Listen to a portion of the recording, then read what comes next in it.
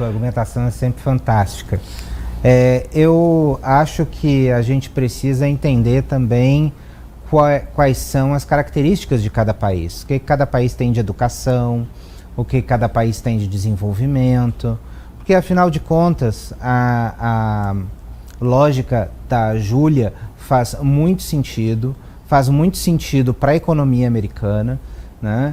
E faz muito sentido também para outras nações. Para o caso do Brasil, por exemplo, a gente está falando de uma nação imensa, mas com uma educação muito mais baixa, com uma mão de obra muito mais barata, ou seja, completamente diferente das características americanas. Ou como, por exemplo, de um país como a Estônia, que tem a tecnologia altamente desenvolvida, mas é um país muito pequeno, do tamanho de um pequeno estado brasileiro. Então, na verdade, a gente tem características diferentes de cada nação.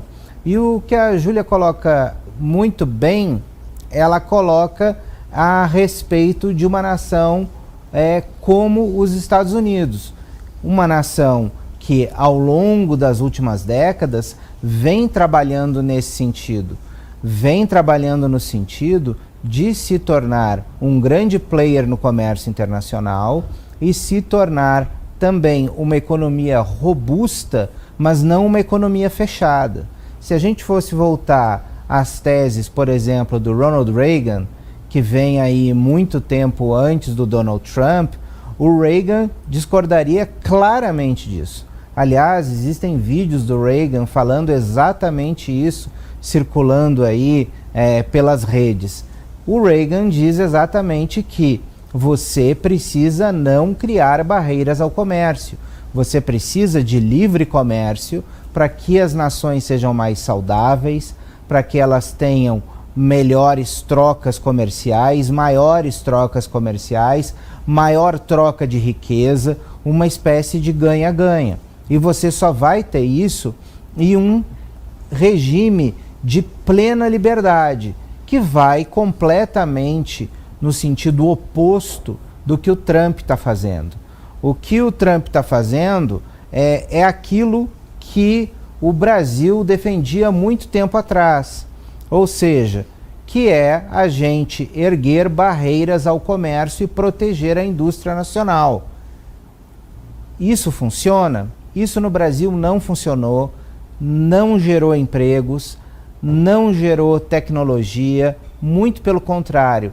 Isso tornou o Brasil um país atrasado e um país decadente em muitos aspectos. Em um país que não conseguiu andar diante da toda a progressão que existia de tecnologia no mundo. O Brasil ficou para trás por conta dessas políticas. Enquanto os americanos, eles estavam promovendo o QA, a área de livre comércio das Américas, e inclusive um governo republicano, o governo do George W. Bush.